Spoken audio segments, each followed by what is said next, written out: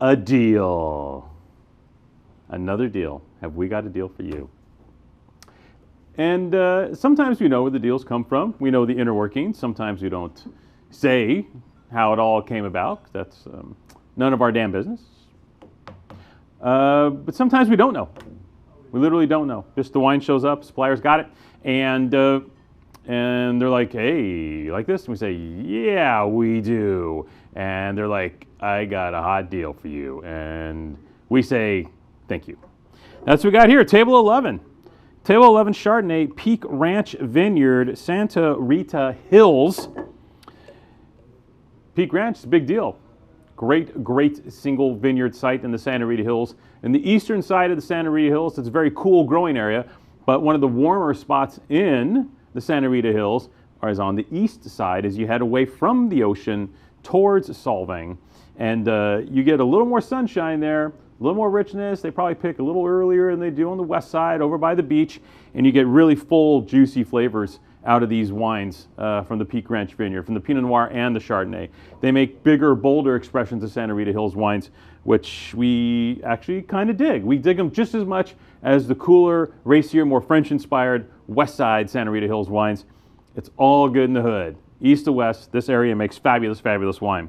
Now the deal is, this is the project of Nick and Lori Mehigian, and other than that, we don't know a whole lot. They put this project together. They met at Table 11 at their favorite bistro in Manhattan Beach. Thus, we know that's the meaning behind the name. And we know they really loved wine. But other than that, because we try and do extensive research for you, right? So we find all the details. We get all the nitty-gritty on the wine for you. We figure everything out, do all the hunting. So you just have to read it or listen, and you're completely informed. That's why you read us. That's why you watch us. In this case, bunch of nothing. 2023, the whole thing went dark. Last Facebook post, last Instagram post, and their website's expired. So obviously, they're really maybe not producing wine anymore, I guess. Would that be safe to say? I don't want to get in trouble with saying anything out of turn, but it doesn't sound like maybe they're producing wine anymore. But what they have produced is really, really something. Their winemaker, Joey Gamer, came from, he worked with Brian Babcock for a really long time. We love Brian Babcock's wines. He also worked extensively with Santa Barbara Winery and LaFond Vineyards, which LaFond is like the upshoot of Santa Barbara Winery that deals with some of their really old vine material there. So Joey's super talented, knows his way around the Santa Rita Hills, is super connected, and made some really, really tasty wine for him. So getting back to it, we're not going to regale you with a ton more information other than the wine itself. What do we do? Okay, on the back of this, it's clone 76 and 96 Chardonnay from the Santa Rita Hills. And we know that the wine was aged 10 months in both neutral French oak and stainless steel barrels, right? So neutral wood, stainless steel. Obviously, they don't want a lot of oak imprint on this wine when they produced it. And we know that 2022 was a warmer year in the Santa Rita Hills. But that's all relative because it's such a cool growing area that even the warmer areas of Santa Rita Hills are much cooler than most of the other areas in California that had to deal with the heat dome, this insane 7 to 10 days of weather that was in triple digits basically for the whole state. We know all that information. Let's pull it together and taste the wine. Tropical, but a nice level of restraint here for Peake Ranch Chardonnay. Sometimes the wines can be a little bolder, even more like ripely tropical in the aromatics, especially when the oak comes into play. But again, there's no oak here, right? Just those neutral barrels and a little bit of stainless steel. Gorgeous nose, actually.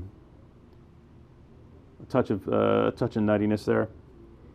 But just a hair. Slightest little trace of reduction, but that's wonderful and purposeful, a la the Burgundian method.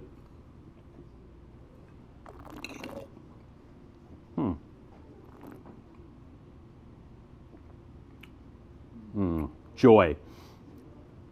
You get that wonderful, deep, focused center of kind of like tropical, fading to appley fruit in the mid-palate from this vineyard. You see it in Peake Ranch's wines, and you see it in the wines that other people produce from this site. Very distinctive, very particular, and frigging delicious. Their Chardonnays are like candy, but they're bright, and there's a little touch of salt in the finish. You know, there's a reason you love like salted caramels, right? You know, the dark chocolate caramels with the sea salt on the top. There's a reason you enjoy those, because you get your sweet and your salty kind of working together. This wine has that. Doesn't taste like caramels, but you know what I'm talking about. The ripeness of fruit and that little salty ocean spray character coming into the wine that makes this just a hell of a bottle of Chardonnay. This is really complete. And I'd say it kind of follows the Babcock model for their higher end Chardonnays, but maybe even a little less restraint. A little more fun in this one, huh? Brian's wines can tend to be sometimes a little too meh, yeah, and this one is not so meh. This one's right? So even though it comes from a cool terroir, it is still offering a delicious blast of pure Chardonnay fruit, unencumbered by wood, with that neutral oak and the stainless steel just being vessels that kind of shepherd this wine eventually into the bottle, so we could have this moment for you. Yeah, this is a delight. Who knew? We had never seen it. Well, only 110 cases produced. Probably a lot of it didn't leave like the Manhattan Beach area. It sounds like they're from there. It sounds like they have roots in the Manhattan Beach area, and I bet a lot of this wine was just sold locally in that neck of the woods, and maybe a little bit through their direct-to-consumer mailing list. But whatever situation occurred, we found ourselves with access to about a quarter of their production. Right? So we bought like, I don't know, half a pallet. And that's, you know, to get half a pallet of wine, there's only 110 cases produced. We feel pretty good about this one, especially at this price. Originally $75 retail, which is, yeah, I'd say going rate for single vineyard Santa Rita Hills Chardonnay, especially on that boutique angle. That's not a hater retail price, direct from the winery. But for you guys today, how about 25 bucks?